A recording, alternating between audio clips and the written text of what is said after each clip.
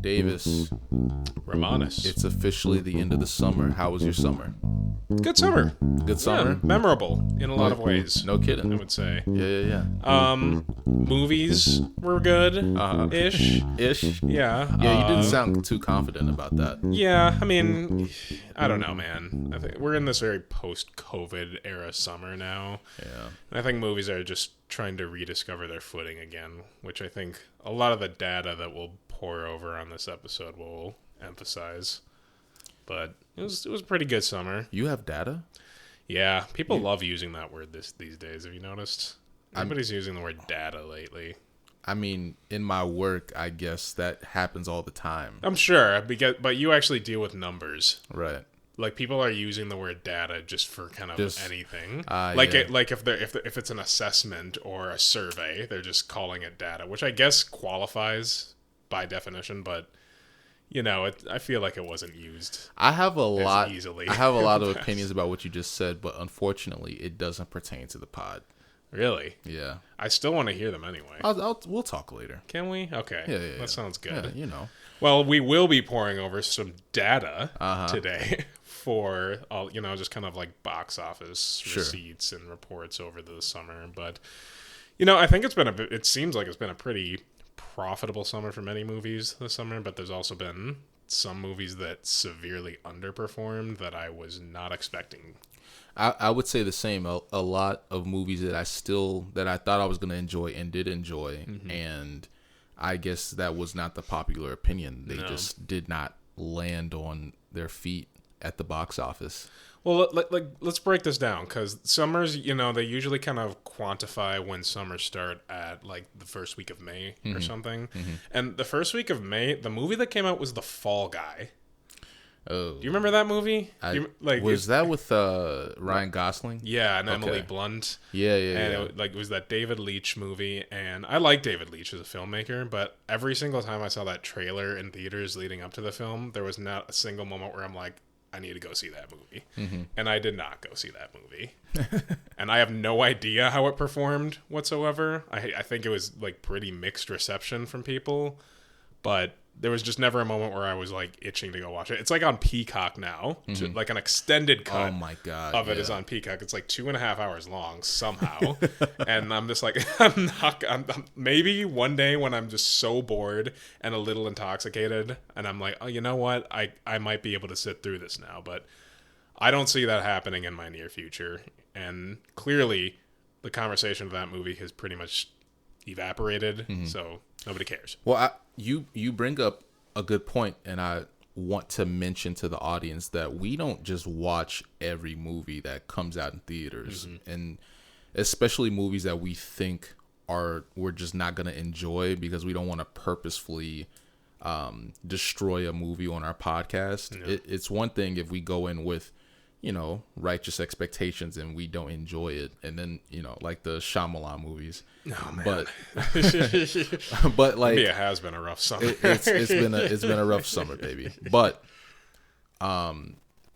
there've been just a ton of movies that didn't do so well, and then there's some movies that I thought were gonna completely bomb and did exceedingly well. Right? Yeah. Right? So I'm gonna go down a list of the movies that we saw. Delightful. Right, because there's movies like I guess we saw most of the big hitters of the summer. Sure, but we didn't see Spider-Woman. What's the Spider-Woman? Or the Madam Web. Oh yeah, but that wasn't the summer. That came out in February. Oh God. Well, it's still tragic. Well, yeah. I mean, I'm not gonna watch that movie. Or The Crow.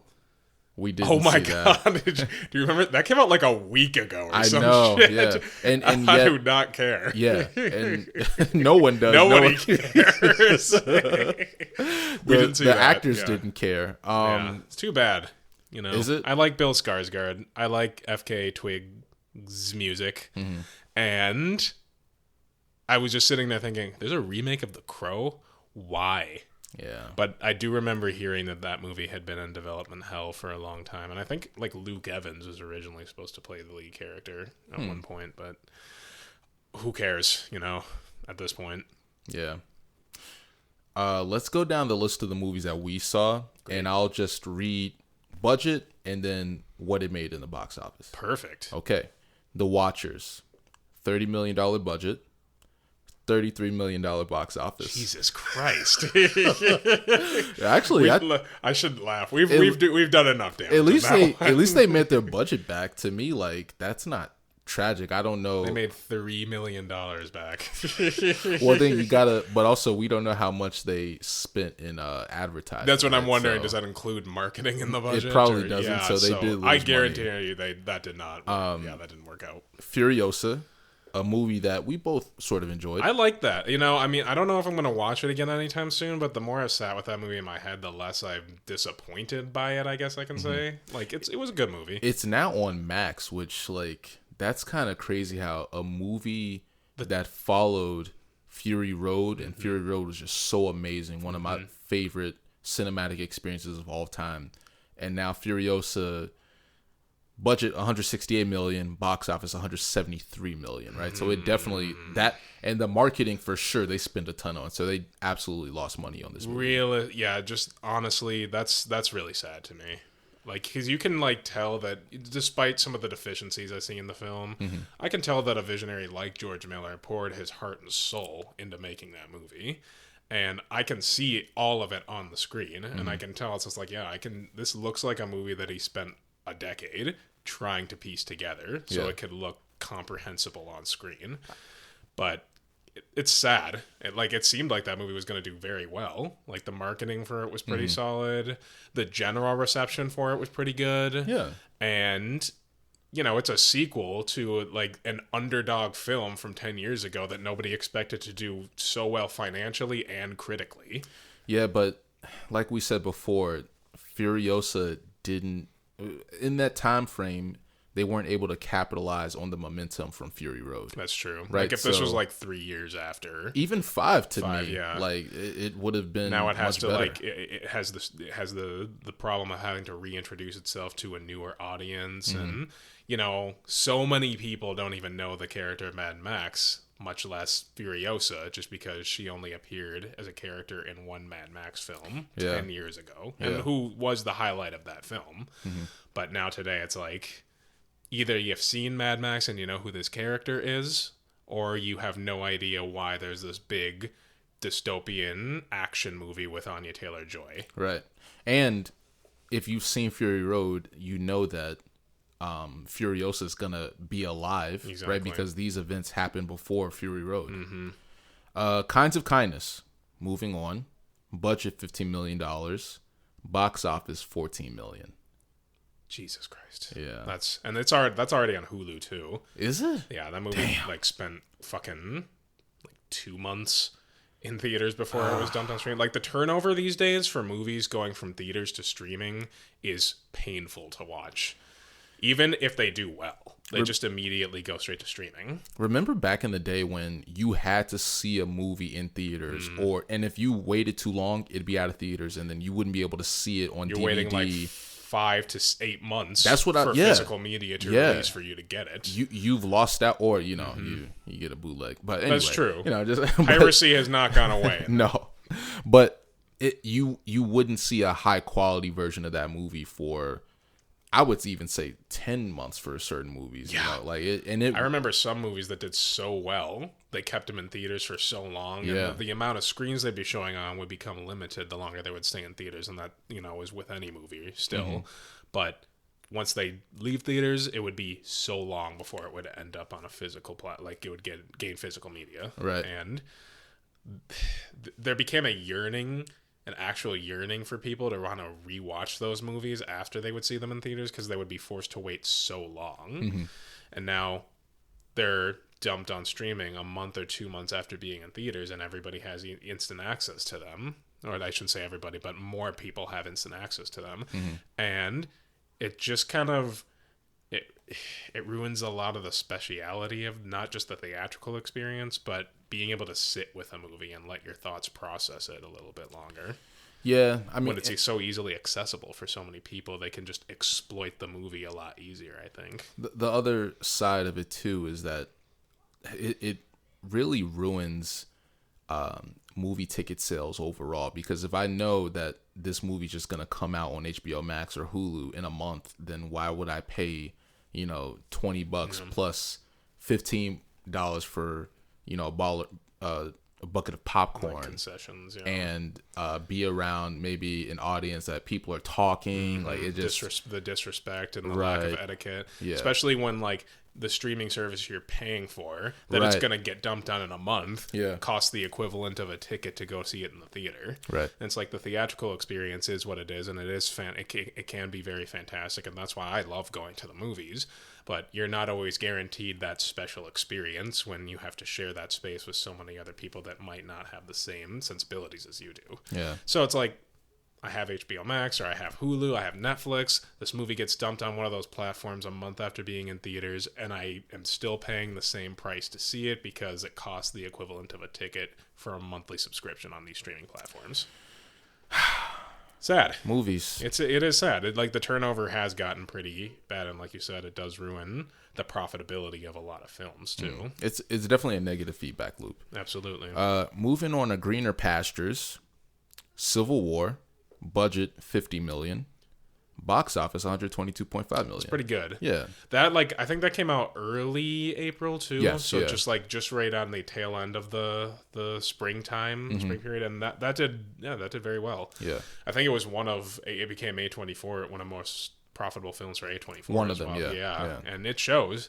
First of all, I mean, Alex Garland's budget also is just, you can really see it on the screen, and he does an incredible job of constructing that film. Yeah. But that was worth seeing in the theaters for sure, just for the high intensity, and that makes me happy, And I want movie studios to go more in this direction, where you have those mid-budget movies that are still profitable and still high quality. You don't have to spend $250 million on a movie for it to make money.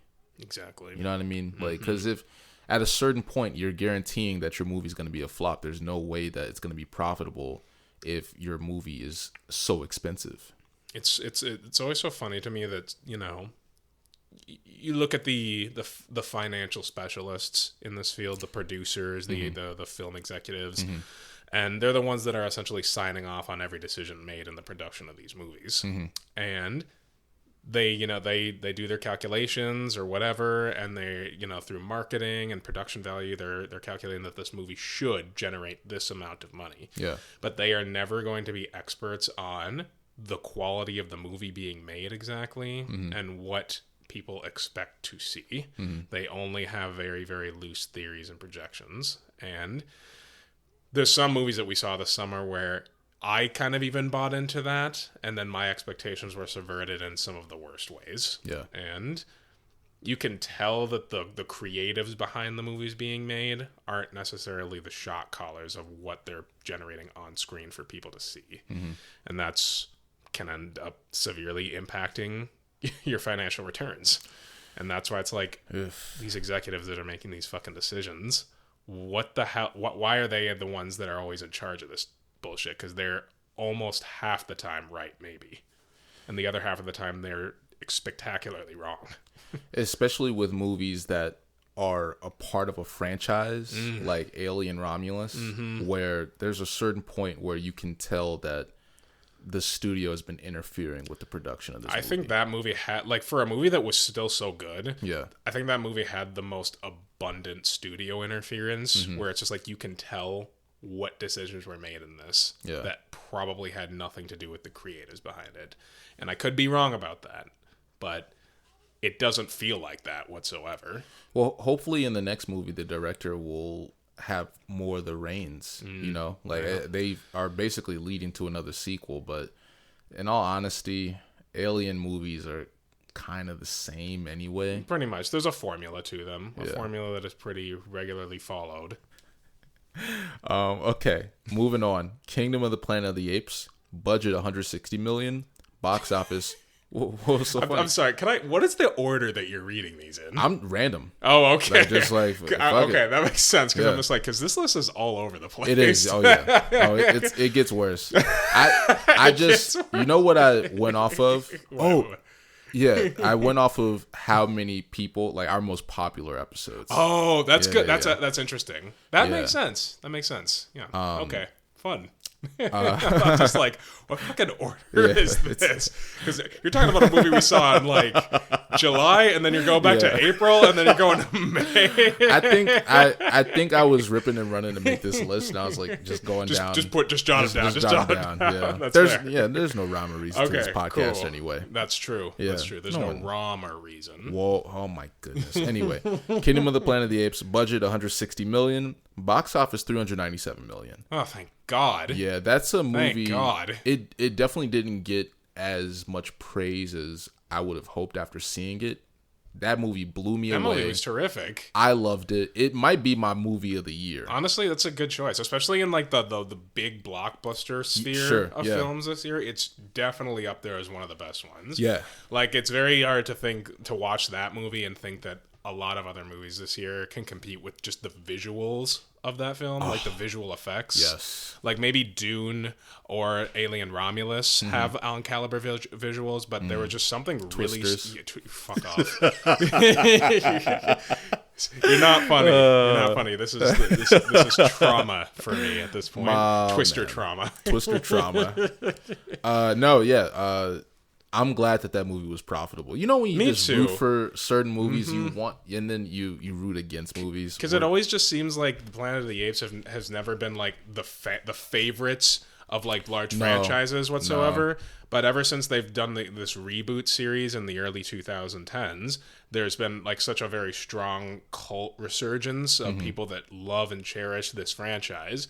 And it's nice to feel like filmmakers are really respecting the quality of what these movies and stories can actually be.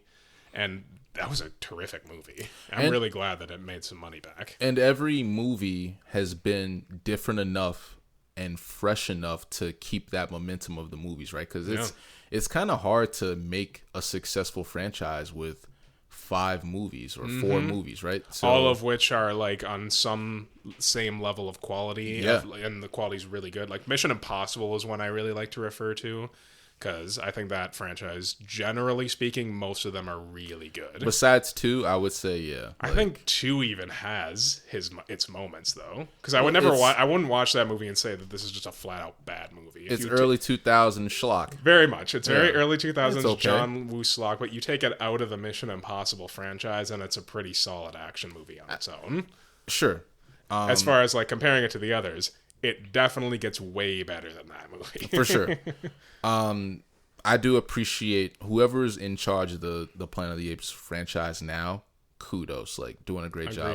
Looking forward to the next movie. Wes Ball or whatever. Yeah, like the director's name. Yeah.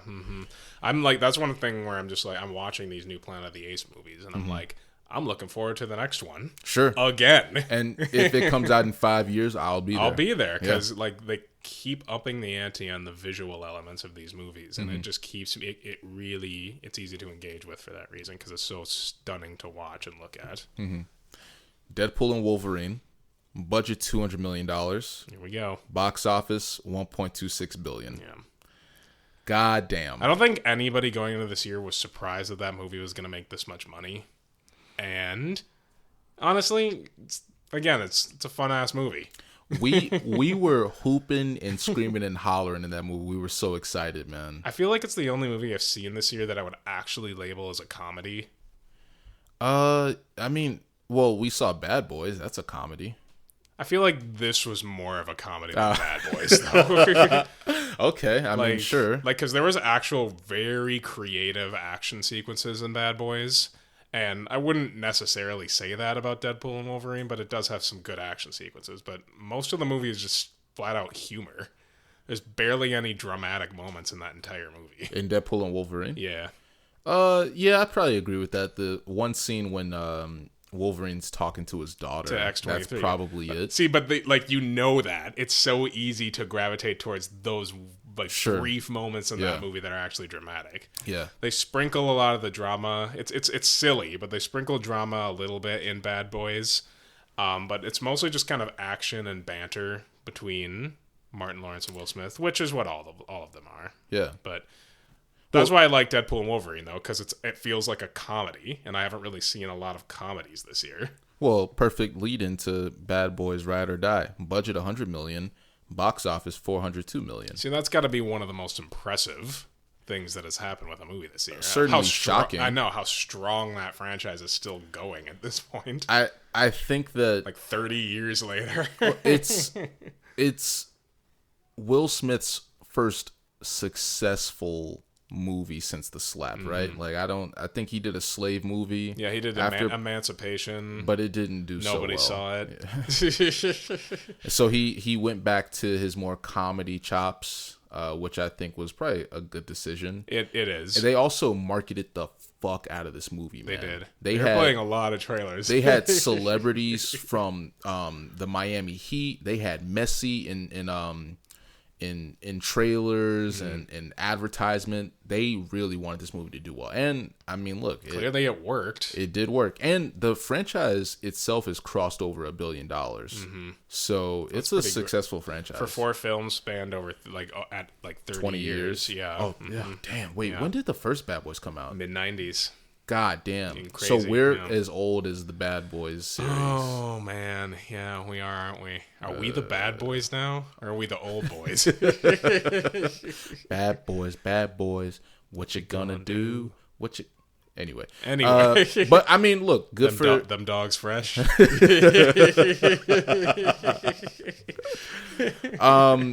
was a goofy ass movie. But, that was a goofy ass.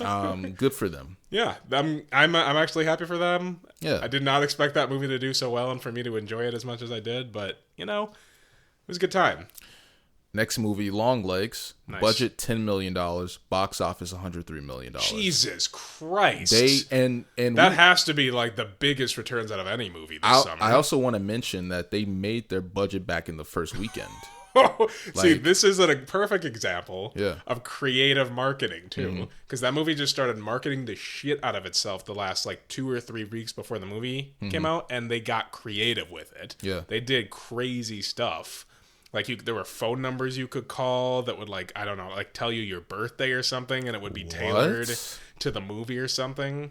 And they had really, really cool ads that they would be running, and they really did an impressive job. And so that got people intrigued, people that never even really heard much about this movie, pretty much myself included. And I'm like, we got to check this shit out. And we did, and the movie was great. And holy shit, that I think, didn't I hear that was the most profitable film that Neon ever distributed? I think so. Yeah. And as far as a ratio to its budget, yes. right? I mean, obviously, success like this, anyone's gonna give you a script to direct, right? True. Like you can basically write your own checks. Pretty much.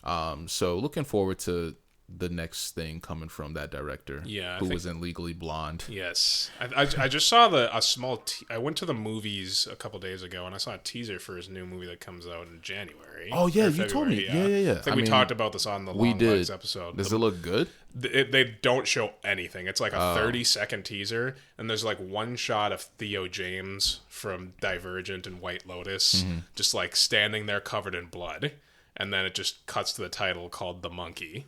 And that was it. And I was cool. I'll go see it. I'm into it. I think it might have something to do with those those monkey paw fables and things. Sure, the wish thing where it's the monkey paw gives you wishes and every wish has consequences. I don't know. I literally have no idea, but it's based some freaky shit. Stephen King story or something. Yeah, I'm looking forward to it. I think that the script itself wasn't as strong, but his visuals and the acting, really great movie. Fantastic. I would absolutely see it again. Yeah, for real. We go back to some disappointments. This was a rather disappointing movie for me. Is this the one? Oh wait, there's 2 ones. Oh, well, there's one for me and then one for you. Let him finish. The Bike Riders. Oh yeah. Oh fuck, Davis forgot that. No, wait. So that means that Davis is thinking of a different movie. I was totally. Okay, I want to know which one you're thinking of. I was not thinking about that movie. Okay. kind of speaks volumes. Is it good or bad that people forget your crappy movie over the summer? It's probably best for it to be forgotten. See, the thing is, I still kind of liked that movie, but damn, I didn't realize how forgettable it was until now. I can't wait until they have clips of that movie show up on YouTube so I can just watch my favorite clips. I know, right? I don't know if I'll watch it. I think we talked about sitting. that too on the episode where this is a very clip-worthy movie. It's a very like watching 2-minute clips on YouTube kind of a thing. Yep. If he wants to ride a bike, he'll ride a bike. Tom Hardy. Budget $40 million. Box office $36 million. Oof. Yeah. That's a really big oof. That sucks. That's too bad. Sorry, Jeff Nichols. Yeah. You tried, man. It happens. All of these people will still, they already have their jobs lined up, right? Yeah, I don't really think that any movie that we saw this summer that we didn't like immediately tanked a career just because of how bad it was. None that we've seen. That's true. We're going to discuss a movie later that I think could have some serious damage to some people's careers. I think I know which one you're going to talk about. But I forgot about the Bike Riders. That's funny. Next movie, Trap. It's a trap. They said a trap. They said a trap. Get away from her, you trap. So we just some kind of trap or something? So that's it, huh? Or some kind of trap. Budget $30 million. Box office $77 million. Wait, say that again? I missed that. The budget is for Trap is $30 million. And the box office was $77 million. Oh, okay. Well, decent. Shyamalan, he has that name makes money. Yeah, like, and I do. The preview was good enough for people to be interested. Yeah. So that wasn't a very interesting movie. No, yeah. But maybe some of that budget can go over to the watchers. Like maybe they'll split that revenue and then it'll be a successful movie. Yay. Yeah. Like you just foist the budget over to another movie and it makes the movie profitable. I'm sure they can do that. Yeah, probably. Twisters, budget $155 million, box office $362 million. Yeah. That's pretty crazy. Is it? Yeah. Why? Because the movie sucks. but there's a lot of movies that suck, but it's just a popcorn movie. And it's all crazy to me. It's all crazy to me. And I don't get it. Shit movie. I don't know what you motherfuckers want. I can't predict anything you like. I feel like because we're starting this podcast, like this is our first summer doing this podcast. Yeah. And I really laid into Twisters, and I really do not like that movie. Uh-huh. And I feel like this is always going to be a subject of conversation on this podcast because a precedent has been set. Everybody might think it was The Watchers because it was the first movie that we really shit on. Yeah. But I don't care about that movie. I care that I hate Twisters. I listened to The Watchers review I love how much we went in. I should go back and re-listen to it. I also listened to the Trap one quite a few. That intro was very funny to me. I can't wait for our next Shyamalan movie already. Just for the podcast. Shut up, Davis. I'm fucking sick of you. I'm not. Get Shyam on the phone. Get Shyam on the phone. Yeah. If M. Night Shyamalan will come on this podcast and answer for his transgressions, I will absolutely. Can you imagine watch if he was sitting right here in your kitchen at our table, and we're just like, so Shyamalan, what happened? And here's the thing. Like, I know that he's made incredible movies, and he's forgotten more about movies than we'll probably ever learn, right? But I just want to know, what the fuck were you doing when you wrote and directed Trap?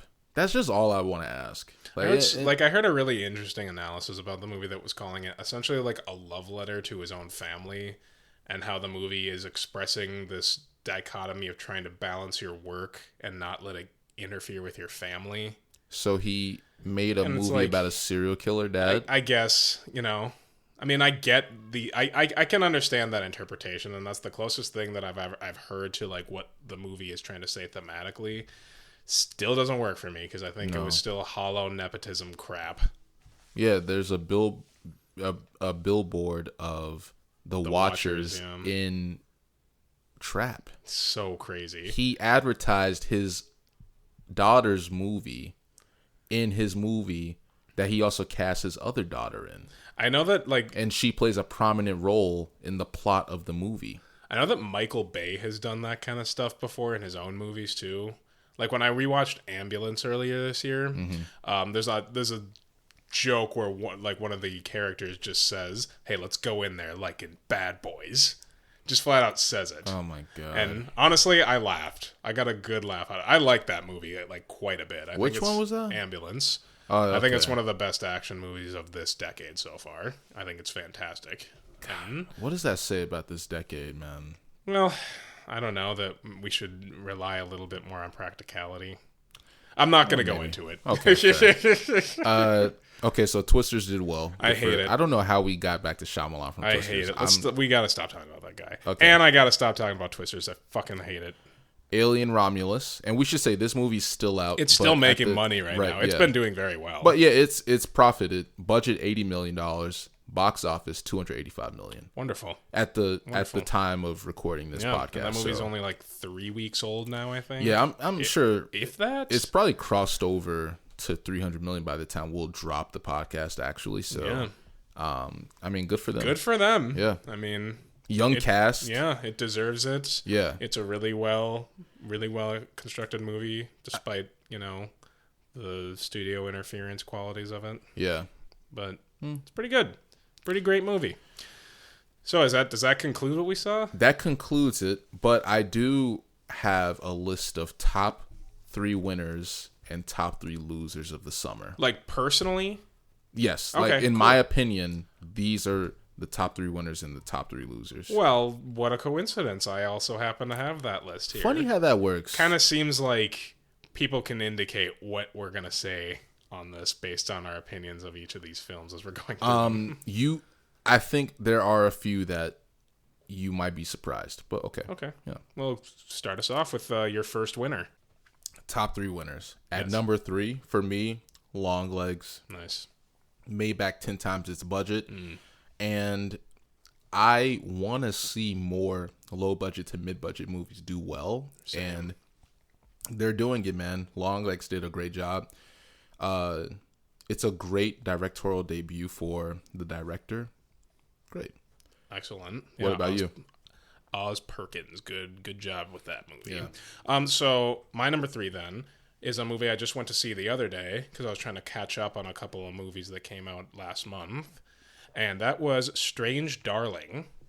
You talked about this, yeah. Yes. And it was terrific. Very, very good. It's you could probably draw comparisons to something like Long Legs because it is like a serial killer thriller. But it's very different. I have not seen a movie like this before, and it's one of the best movies I've seen all year, period. But I really, really admired the craft and the screenwriting of this movie. And this is one of those movies, kind of like all the movies I'll probably list on my favorites here, that is best if you go in not knowing a single thing about it. Like, just let the movie speak for itself. So highly recommend you check it out. I think you'd like it. Okay. And anyone listening, go check out Strange Darling. Is it on Hulu yet? Well, give it another week. No. Give it 15 I'm not minutes. even... Yeah, give it... Probably, though. That's the sad thing. Oh, boy. My number 2 winner. I'm going to have to... I know that we... I feel like I keep pining for this person on this podcast, and so I hope that I'm going to stop for the rest of the year. Glenn Powell. Hell no. Yeah, he's a good actor. He had 2 good movies though this year. Well, yeah, successful movies. Well, we didn't talk about Hitman. No, that was on Netflix. I think it had a limited theatrical release, but that was great. And Hitman Twisters did well. Was great, yeah. He's having a good summer. He is having a good summer. Good for him. But my number 2 was Will Smith. Oh. And okay. I keep pining for this guy, and we're about to do a Hitch. We're about to do a Hitch recording. We later. are, yeah. Spoiler alert. Spoiler alert, right? But I think that for his career, the future for him just needs to be making good movies that people enjoy. Like if he wants to come back and be a part of Hollywood again, movies like this where he's having fun, they're successful, and people are having a good time watching the movies like we used to when we watch his movies like 15 years ago, 10 years ago, this was a good summer for him. Because to be clear, you're talking about Bad Boys, not Hitch, right? Right, I'm talking about Bad Boys. Yeah. Hitch 2 coming out 2026. No, it's Don't not. even joke, because I would go see that. I mean, we all would. I think that, well, if you're paying attention, he's also supposed to be making I Am Legend 2. Oh yeah, I did hear about that. With Michael B. Jordan. So people are gonna fucking go see that. Like, it's fuck is Mikey B gonna do in that movie? He's gonna be the son. I don't know. Will Smith's son in I Am Legend. He doesn't have a son in that movie. Yeah, or maybe they can do his family like dies. I think in an alternate ending, they're still alive, and he's alive. I don't know. Okay, but won't question it. Anywho, I mean, why not do Pursuit of Happiness too? Like, just keep doing sequels of old shit. He has a son in that movie. Yeah. His actual son. Yeah, they go back to being broke and then they become rich again. It's like, and then it turns out the very ending of the movie is the setup for After Earth. M. Night Shyamalan. After Earth 2. Yuck. What about you? Number 2 for Winners of the Summer? First of all, I just want to say that I really love that you chose that one as your second one because, before we went to see that movie, we didn't really have any plans to see it. No. And then we just saw how well it was doing, and we're like, damn, well, as black people, I feel like we have a moral obligation to contribute to this foundation of uplifting Will Smith's career. So, that's the conversation we had. Yeah, so we went and saw it, and we actually had a good time with it. Yeah, so. We did. And plus it got me to actually watch the Bad Boys movies. So that was cool. But my number 2, Kinds of Kindness. Loved this movie. What? You know this already. What? What? It's it's your number 2 winner of the summer. Yeah. Why? Because I loved it. I thought it was terrific. It was one of the most innovative and creative movies I've seen all summer. And I'm going to explain a little bit more detail as to the biggest reason why I chose these 3 movies for my winners. But I thought it was very good, very dense, very visually interesting, great cast, very good, very well directed, and just kind of satirically meaningless in a lot of ways, where by the end of the movie I'm just like, what the fuck was any of that for? And to me, that my biggest takeaway was the point, and it was just Yorgos Lanthimos just going, fuck you, I'm making the most incomprehensible film of the entire summer, and so many weird sickos like me are going to eat every single moment of it up. And I loved it. I saw it twice in theaters. That was great. Well, I agree with you. You're a weird sicko. I know. I am shocked. I guess Are you? Well, we have different definitions. Like my winners of the summer are more like financial, like, it's not necessarily favorite movies, but you're saying your favorite movies of the summer. Yeah, I'm going off of quality because I think that's a conversation I kind of want to get into at the end of this too. I see. Okay. But financially, I mean, I would probably add a couple other movies to this list.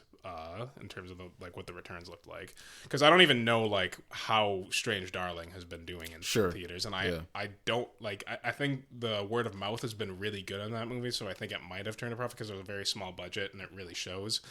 But Kinds of Kindness, in terms of the profitability, that's pretty sad, but also not really that surprising because it's an off-putting movie. It's a very off-putting movie. It's Yorgos Lanthimos at his freakiest out of everything that I've seen in his filmography, which is most of it. He's a fan. Exactly. And he a fan. Yorgos Lanthimos. Freaky ass Yorgos better stay his ass inside. Wah.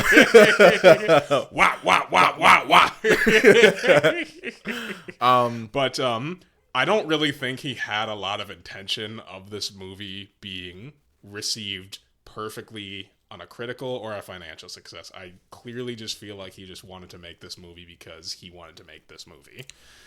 And it was a movie released in the summer. Even if he released it around the festival awards season that we're starting to get into now, I think it would probably still do around the same. But for a summer movie, I don't know if it was Searchlight's decision to release this in the summer or whatever, but clearly it didn't seem like this movie being highly received critically or financially was much of the intention, and he just wanted to make a super weird movie. And I respect that from a filmmaker's perspective. He just made what he wanted to make. No, I agree. When I saw this movie, I thought, this director doesn't want to make any money. Yeah. That's exactly what I thought. Right? Yeah. My number one winner of the summer, and this isn't my favorite movie of the summer. Okay. My favorite is probably Planet of the Apes. The Apes, yeah. But I think Deadpool and Wolverine won the summer, man. Just, I mean, financially speaking, yeah, 100% did. But also, it was its own contained story with these two characters. It didn't feel like it. Before watching this movie, I was very afraid that they would fumble it, because this is the first Deadpool movie a part of the actual Marvel Cinematic Universe, right? That's what a lot of the jokes are. Exactly. And so it's thought, just existing at the expense of the MCU, literally and figuratively. Right, yeah. And I thought that there was a big possibility that Marvel was going to completely ruin it, because it's involved with this Disney franchise. Now. Yeah, right? The big machine. And it completely just blew me away. It was such a fun movie. It was shockingly good. Yeah, the cameos, when Wesley Snipes came on as Blade, I yelled out, "Holy shit!" That was so crazy. I was like, "What the fuck?" So like, just and there was another black guy sitting next to me. And he just looked over. He's like, "Yeah, this is fucking dope. This is good." That was a great unanimous feeling too. Yeah, each cameo coming on, right? Yeah. It just got awesome. Funnier and sillier every time, and then it culminates with fucking Channing Tatum coming out as Gambit. Yeah, and woo! I'm about to make a name for myself. Yeah. and Deadpool can't understand anything you're saying, because none of us can. Nope. And it's all a big joke. That's what I like about that movie. It's just like there's never a single moment that's just not trying to make an ass of itself. And I respect that about the movie too, because this is like, this isn't interested in like taking itself seriously at all. Yeah, it's just trying to be a Deadpool movie, and it succeeds. So my number one of the summer, Long Legs. Okay, I think this is kind of a good hybrid of what your point is. Like a movie that impressively saw a lot of good returns on its budget, and the quality of this film. This might be my favorite movie of the year, not just the summer so far. Yeah, Dune may still take the cake in a lot of ways in terms of the whole year, but definitely of the summer, this was my favorite movie. Had the most fun going to this, and for the only movie I also left the theater to use the bathroom for, it still managed to, shock the hell out of me. And Davis was asking me, so what happened during that moment? I gotta know. I'm pissed. Because I did get into I went and saw it again. You're pissed that you went to the bathroom in the middle of this movie. They're not even hearing that. We're editing all of that shit out. Well, so it was Can I keep in the part that just where I say that we're editing this out? Sure. Okay, good. Yes. Top 3 losers of the summer. Oh, this is gonna be fun. Yeah. I think I already know one of yours. Shit on some bullshit here. I'm gonna go at my number 3. I'm gonna go with the producers of Furiosa. I think that. You're so specific. Well, just Furiosa. I didn't know we were gonna get so technical with it. I mean, Furiosa for sure, but just the people who are ahead of that franchise. I think that they really fumbled the bag on the success of Fury Road. I think they should have made just a straightforward, even if it was just a regular Mad Max movie, just maybe 3 to even 6 years after Fury Road. But instead, they made a movie that I still enjoyed, but just it just didn't land with the overall audience. Sure. And so me saying that it's one of the losers of the summer isn't even about its quality. It's just the timing. Yeah. You can see that. Yeah. It's a shame. Because it was, wasn't my favorite movie, but it was pretty good. Yeah, I had fun. There's a lot of good things about it. A lot of great action set pieces. Yeah, I'm glad I went to see that movie. Yeah. I really am. Unlike the 3 that I have on my list. You're thinking about this so like financially, and like I was thinking of it in terms of quality. So no, this is good though. We have 2 different lists because I think we're gonna have a fun time. Yeah. I'm gonna hire you as my accountant one day. Oh no, you don't want that. But I guess my number 3 of the bottom 3, Trap. Ah, yes. It's a trap. I didn't even hate this movie that much. I just I spent so much time watching movies I relatively enjoyed this summer where I just felt like I had to choose this one by default. I'm like, I wouldn't probably even list this as even close to one of the worst movies I've seen this year. But it wasn't a very good movie. Wait, whoa. Whoa. Shh. You said what? Shh. It's not one of the worst movies of the year to you? I wouldn't say that. It's not good. Well, this is the Loose Leaf podcast. Maybe I'm being too nice. Y'all, we'll see you next week. It really wasn't good. Okay. I didn't like that movie. All right. I liked parts of that movie that we talked about on our episode, and those parts were really good. I like the ending credits because it was over. Even that I didn't like. What was they couldn't get creative with it. They couldn't do anything more than where's the papyrus font? Oh god.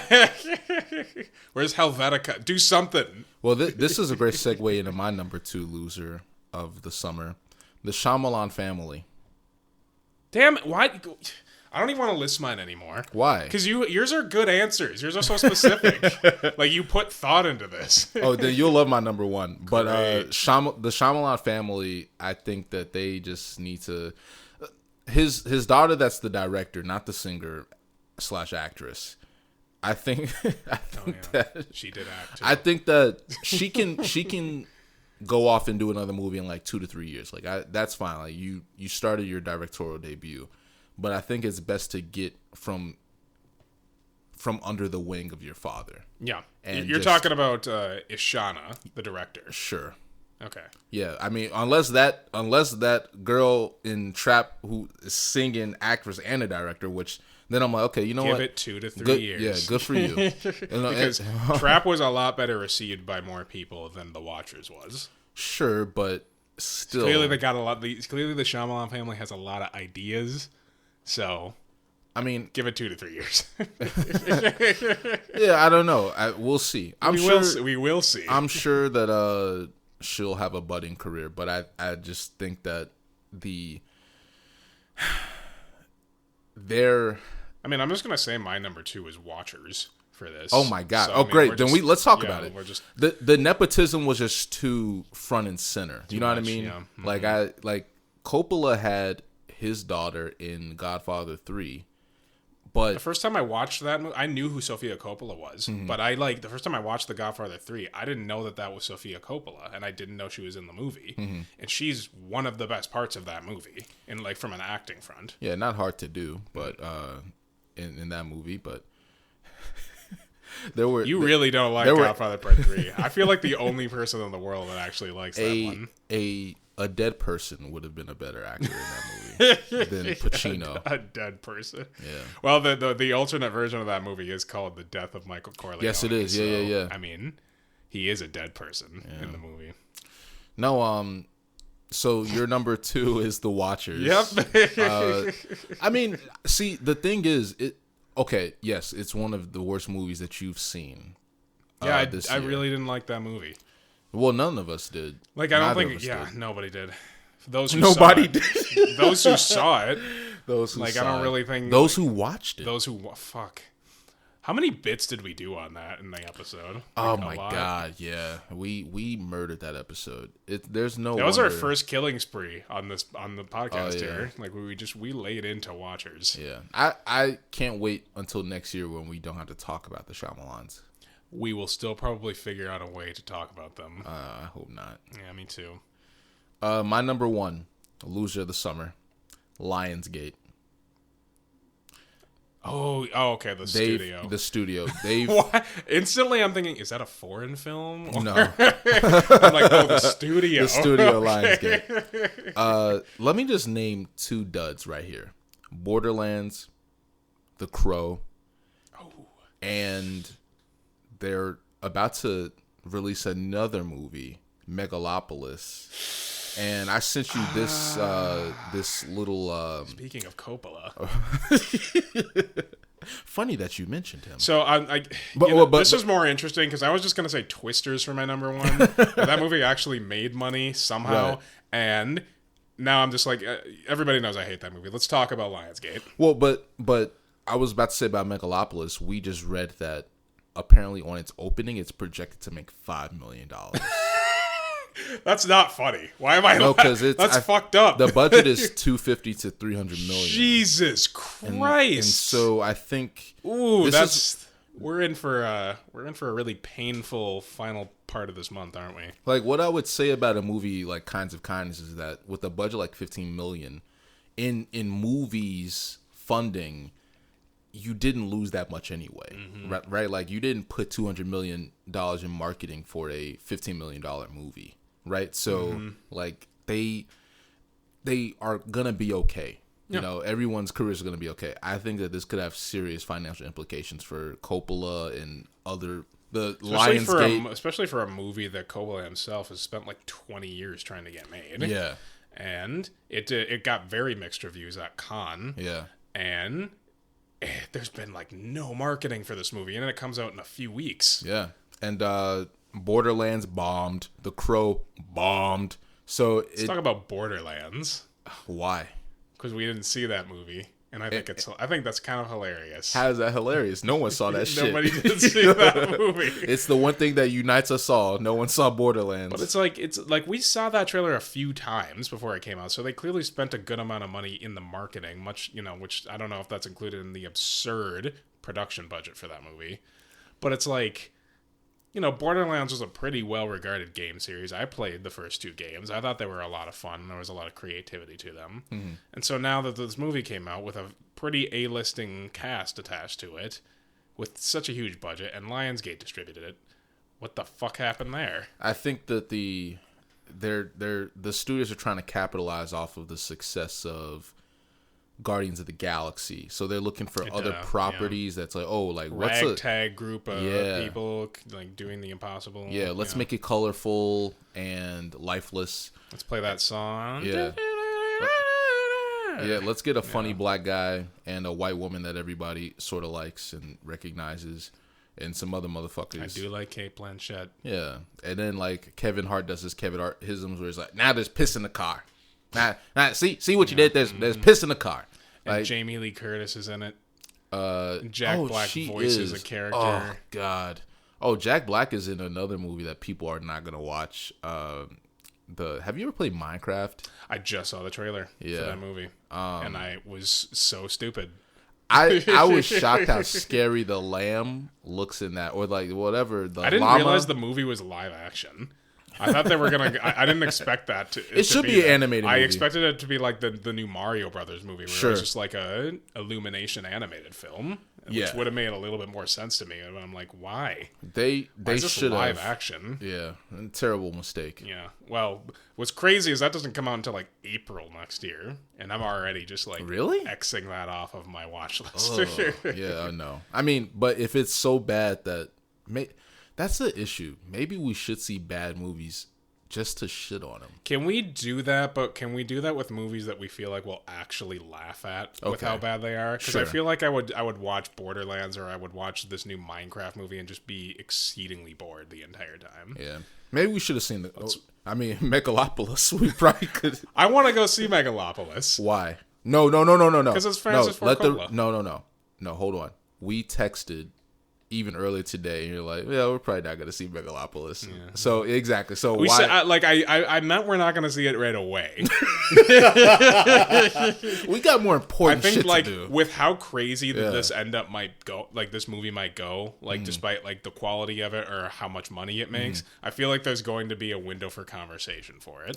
Sure. Because Coppola is one of the, most influential filmmakers of all time. And this is his first movie in a very long time as well, and a movie he's spent a lot of effort trying to make. Like, he spent his own money. Yeah, like a lot of movies that he made that almost killed him, like Apocalypse Now.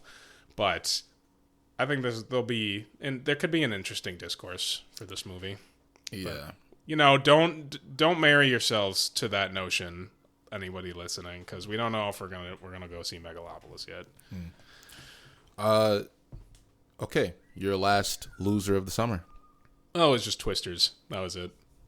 And it made money, but you're so I mentioned this. I just want to talk about Lionsgate. Ah, yeah. Okay. Because that's more interesting. I'm done talking about Twisters. Okay. I hate that movie, and I hate anybody that likes that movie. The movie pissed me off, bro. How do you feel about the overall quality of movies this summer? You know what? And this year overall, maybe. I really think it was a fun summer. Mm-hmm. So here's a little bit of context on how things are doing. Because there's another movie that's kind of important in terms of talking about the box office over the summer that we didn't mention. So this is a post-COVID era, as I had mentioned earlier, and movies are starting to get back on track and to making like reasonable amounts of money back. So back in 2020, the only big movie that was really released because everything was shut down was Tenet. And that made about $58 million over the course of the summer, which, you know, is not good for the budget that movie had made. But it really wasn't its fault. It definitely would have made a lot more money if it was a regular summer. And then the following year, it was Shang-Chi, Legend of the Ten Rings, the Marvel film, which made $224 million, which, you know, is kind of getting back to normal at that point. But I think the year after that just saw like a pretty dramatic increase with Top Gun Maverick releasing and making $718 million over the summer, which is massive, huge. And beyond that point, last year, we saw Barbie released, which made $636 million over the summer, which, you know, not that surprising. And you also had, you know, the whole Oppenheimer, the Barbenheimer frenzy happening at that time too. And Oppenheimer even made a shitload of money last year too, which is a 3-hour drama. So last year I think was a really good peak for like movies kind of getting back to normal, even though it technically made less than the highest grossing movie of the previous summer. It still made a tremendous amount of money, especially considering that movie's budget as well. And then this year, the most profitable movie of the summer has been Inside Out 2. Oh, right. Which we did not talk about that one. No. But that has by far been the most profitable film of the summer. And it's still it's over Deadpool and Wolverine, because I think by like $50 million still.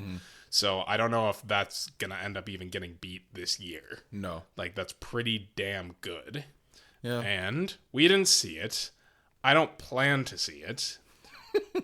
I'm sure it's actually pretty good, and I'm sure if I actually watched it, I would enjoy a lot of aspects of it, but I don't know. I'm not into a lot of animated films in general, and it takes a lot for me to actually be interested in going to see one. It's just a personal thing, but I think it comes with the connotation of animated films being geared towards kids.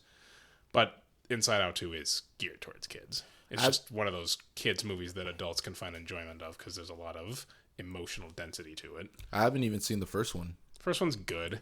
It just didn't really impress me like I expected, like I was hoping it would, but that was also past the time where most movies that Pixar was producing weren't really impressing me anymore. Yeah, I think I'm retired from...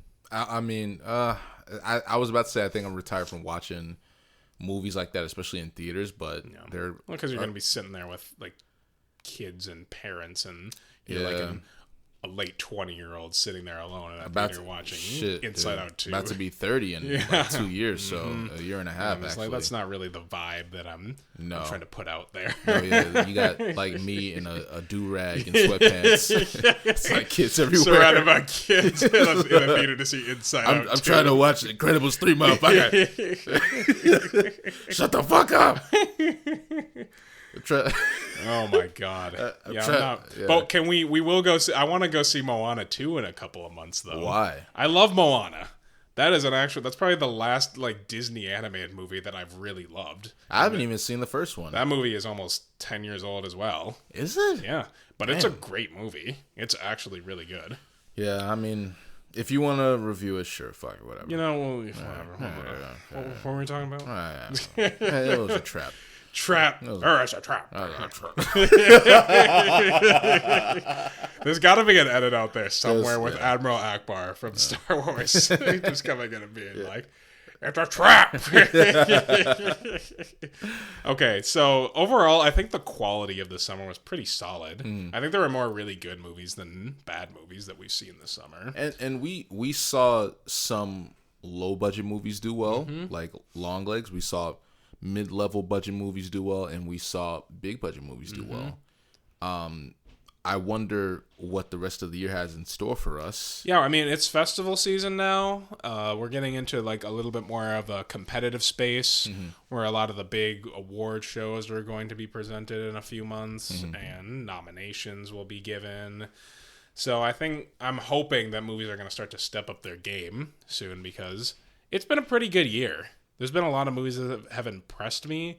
But I think last year was just like the last couple years have been like so good for movies. I don't know if the quality of this year so far has perfectly matched the last couple of years. Are there any movies in the next few months that you're looking forward to specifically? Well, I'm very excited for Robert Eggers' Nosferatu. Okay. Which comes That's at the end of the year, right? Yeah, Christmas Day. Damn. And it's sharing a space on Christmas Day with James Mangold's A Complete Unknown, the Bob Dylan biopic with Timothée Chalamet. Okay. And I'm pretty interested in that film, too. And I'll probably be doing a Christmas Day double feature with both of those movies.